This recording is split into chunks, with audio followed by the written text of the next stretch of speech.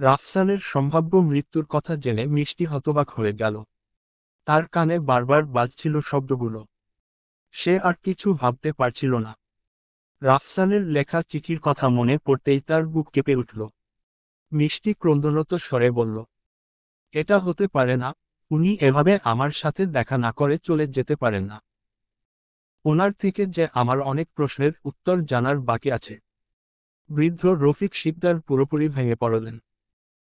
একেই নিজের সন্তানের মৃত্যুর সংবাদ তার উপর নিজের স্ত্রীর অচেতন অবস্থা মিলিয়ে তাকে একদম ফুটবল করে দিল। তিনি দেয়ালে পিঠ ঠেকিয়ে বসে পড়লেন। রাহুল এই অবস্থায় নিজের মা বাবাকে সামলাতে লাগল। অথচ এত কিছুর মাঝেও ফারিয়ার মনে মানবিকতার উদ্রেক হল না। সে মিষ্টির উদ্দেশ্যে বলল, এখনো দাঁড়িয়ে আছো কেন এখানে? এই সংসারটা করার ইচ্ছা ছিল না তাই তো তোমার। দেখ, তোমার ইচ্ছাই পরিপূর্ণতা পেয়েছে, আমার দেবর আর নেই এই দুনিয়ায়। এসব লোক দেখানো বিলাপ করছো কেন? তোমার তো এখন আনন্দ করার কথা, আনন্দ করো। রাহুল রাগান্বিত স্বরে বলে, এসব তুমি কি যাতা বলছো ফারিয়া? আমি একদম ঠিক বলছি। আল্লাহর দোহাই লাগে, চুপ করো। এমনিতেই আমার পরিবারের সবাই ভীষণ ভেঙে পড়েছে।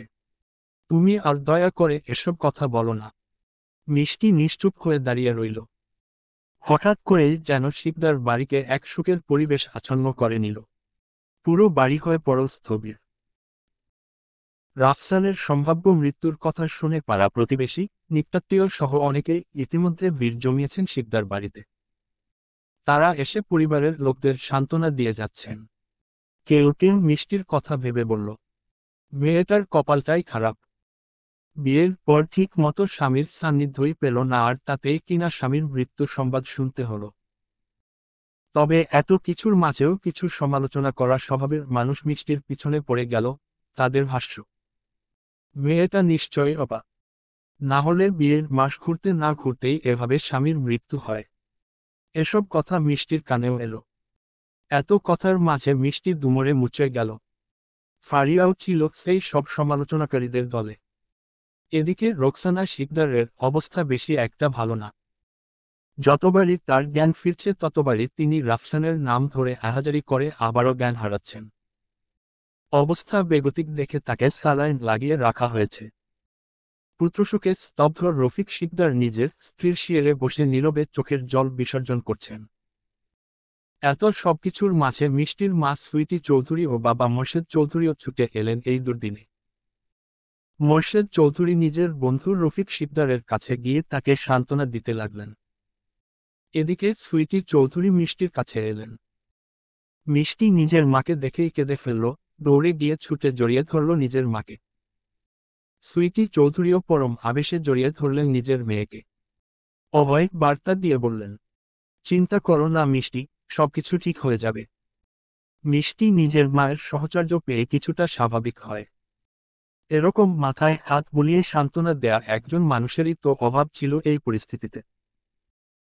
ধীরে ধীরে পরিবেশ কিছুটা স্বাভাবিক হয়। রোকসানা শিকদার এখনও অবধি শোকাচ্ছন্ন থাকলেও আগের মতো আর আহাজারি করছেন না। তার চোখের জলও যেন ফুরিয়ে এসেছে। ইতিমধ্যে একজন ইমাম এসে উপস্থিত হলেন শিকদার বাড়িতে। তিনি রফিক শিকদারকে পরামর্শ দিয়ে বললেন, যেহেতু আপনার ছেলে সমুদ্রে ডুবে মারা গেছে তাই এটা এক ধরনের অপমৃত্যু। তার দেহ পাওয়া যাবে কিনা এই আশাও সীমিত। তাই সঠিক পদ্ধতিতে দাফন হয়তো সম্ভব হবে না তার। সলিল সমাধি হয়েছে আপনার ছেলের। তার জন্য আল্লাহর নিকট বেশি বেশি দোয়া করবেন। রফিক শিকদার মৌন হয়ে সবটা শোনেন। তেমন কোন প্রতিক্রিয়া জানানোর ভাষা তার নেই। সুইটি চৌধুরী মোর্শেদ চৌধুরীকে বলেন, তুমি ভেবেছ কিছু কি করবে? কিসের ব্যাপারে? মিষ্টির ব্যাপারে। আমাদের মেয়েটার পুরো জীবনটা এখনো বাকি আছে। আমি মানছি যা হয়েছে তা অন্তত কষ্টের। কিন্তু আমার মনে হয় মিষ্টিকে আমাদের সাথে করে নিয়ে যাওয়া উচিত। এমনিতেও ও যেই পরিচয়ে এই বাড়িতে ছিল তা এখন মূল্যহীন।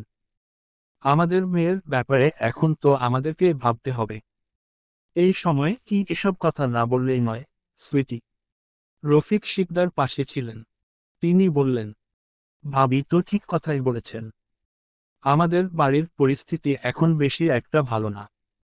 মিষ্টি মা এই পরিবেশে থাকলে মানসিক অবসাদগ্রস্ত হয়ে পড়বে। তার থেকে ভালো তোরা ওকে তোদের সাথে করে নিয়ে যা। এতে যদি মেয়েটা একটু স্বাভাবিক হয়। সুইটি চৌধুরী একটু দূরে নিশ্চুপ হয়ে দাঁড়িয়ে থাকা নিজের মেয়ে মিষ্টির দিকে তাকান। ধীর পায়ে মিষ্টির কাছে এগিয়ে গিয়ে বলেন, চলো মা, আমি আর তোমার বাবা তোমাকে নিয়ে বাড়িতে ফিরতে চাই। মিষ্টি নিজের চোখের জল মুছে বলে, কোথাও যাব না আমি, কোথাও না। বলেই সে দৌড়ে রোকসানা শিকদারের নিকট যায়। শোকে আচ্ছন্ন রোকসানা শিকদার মিষ্টিকে দেখে কিছুটা থমকে যান। মিষ্টি রোকসানা শিকদারের হাতটা আলতো করে ধরে বলে, আমার উপর আপনি বিশ্বাস রাখেন তো? রোকসানা শিকদার বুঝতে পারেন না মিষ্টি কি বলতে চাইছে।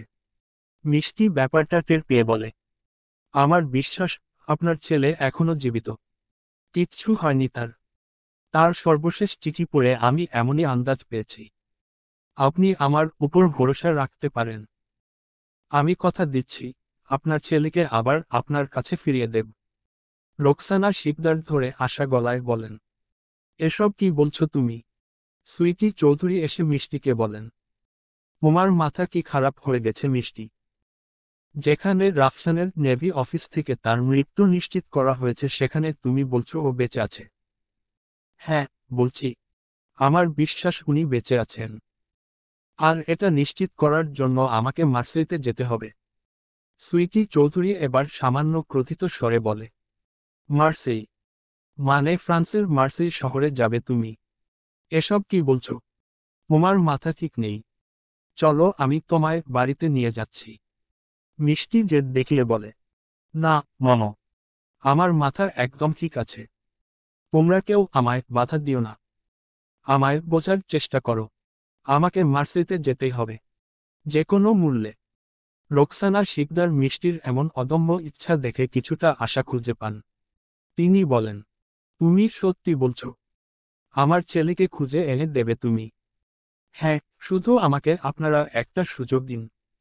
রফিক শিকদার এগিয়ে এসে বলেন, তোমার মা ঠিক বলছে মিষ্টি। তুমি এমন পাগলামো করো না। তোমার মা বাবার সাথে ফিরে যাও। আমি রাফসানের বাবা হিসেবে ওর মৃত্যুটা মেনে নিয়েছি। তুমিও চেষ্টা করো মেনে নেয়ার। আমাকে একটা সুযোগ দিন। আমি আপনাদের কাছে অনুরোধ করছি। রফিক শিকদার আর কিছু বলতে যাবেন এমন সময় মোর্শেদ চৌধুরী বলেন, আমি আমার মেয়ের উপর ভরসা রাখি। তুইও রাখার চেষ্টা কর।